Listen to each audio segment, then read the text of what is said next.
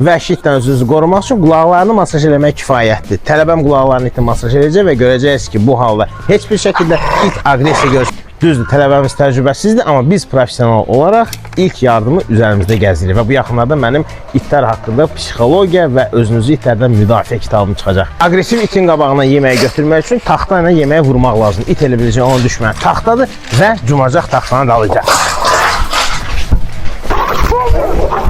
İndi isə çoxlu sürü halda yaşayan aqressiv itlərin yanına daxil olmağı öyrənəcək. Xiyarla itlərin yanına girdiyin zaman itlər sizə heç bir halda toxunmayacaq. Buyur.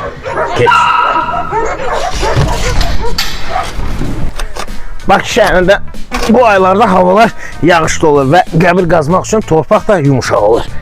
Doxsku itlərin təlim mərkəzindən ki itlərə həm də insanlara itlərlə münasibəti öyrədirik. Evdə özünüz bunları heç birini təkrarlamayın. Bu yalnız professionallara məxsus olan işdir.